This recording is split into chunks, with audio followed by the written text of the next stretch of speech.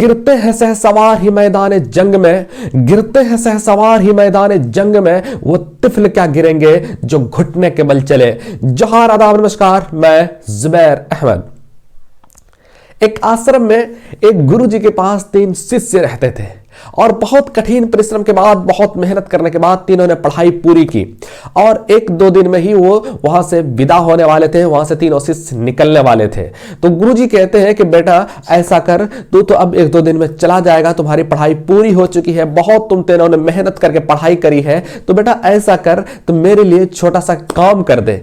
तो तीनों शिष्य ने कहा कि हाँ गुरुजी बताइए, क्यों नहीं करेंगे, बिल्कुल करेंगे, हाँ बताइए कौन सा काम है। तो कहा कि बेटा तू चला जा जंगल और जंगल में मेरे लिए एक थैले, कम से कम एक थैले सूखा पत्ता लेकर के चले आना।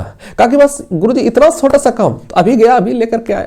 जैसे गए, जब जाने के बाद पूरा जंगल खोजते हैं, ढूंढते हैं, कहीं उसको पत्ता नहीं मिला। उसके बाद ढूंढते ढूंढते एक जगह पर पहुंचते हैं, वहां पर उन्हें कुछ पत्ता दिखाई दिया, लेकिन वो पत्ता इतने कम थे कि कह नहीं सकते, बहुत कम पत्ता था।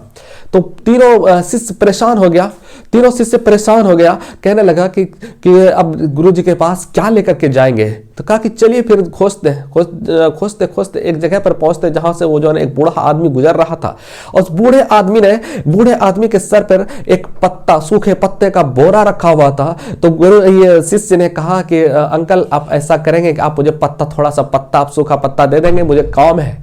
कहा कि नहीं, मैं ये पत्ता आपको नहीं दे सकता, क्योंकि मैं घर लेकर के जाऊंगा, वहां से मेरे इन पत्ते को जला करके मेरा भोजन बनेगा और हम लोग पूरा परिवार खाएंगे। अगर आपको मैं ये पत्ता दे दूंगा तो फिर मेरा परिवार, मेरे छोटे छोटे बच्चे भूख से तड़पेंगे, भूख से परेशान हो जाएंगे। तो मैं क्या करूंगा, इसके अलावा मेरे पास कोई सहारा नहीं है।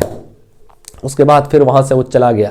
उसके बाद फिर किसी से पूछने पर पता चला कि एक फैक्ट्री है जहां पर दोने का पत्ते का काम होता है। सूखा पत्ता वहां पर बहुत ज्यादा स्टोर रहता है। स्टोर करने के बाद क्या करता है कि वो पत्ता से जो है ना दोना बनता है और वो हो सकता है शायद वो थोड़ा सा पत्ता आपको दे दे। जैसे ही फैक्ट्री पहुंचता है, भटक कर पहुंचते हैं फैक्ट्री, और फैक्ट्री पहुंचने के बाद वो क्या करते हैं, अपनी शिष्य ने अपनी जो है ना परेशानी ऑनर को बताई। तो ऑनर ने कहा कि बेटा मैं यहाँ नहीं दे सकता, ये मैं पत्थर से, ये सूखे पत्ते से मैं दोना बनाता हूँ और दोना जो है ना मार्केटों में बिकती है और वहां से जो पैसे आते हैं इससे मेरा घर परिवार चलता है, मैं नहीं दे सकता हूँ। वो भी इनकार कर देते हैं। उसके बाद फिर पहुंचता है, फिर इधर उधर भटकता है। भटकने के बाद पूछता है, पता चला कि एक बुढ़िया है, उस बुढ़िया ने जो है ना सूखे पत्ते वो बहुत ज्यादा स्टोर करती है, बहुत ज्यादा सूखे पत्ते बना रखती है। तो हो सकता है वो कुछ पत्ते आपको दे दें। और इधर उधर भटकने के बाद वो बुढ़िया के पास पहुंच जाती है।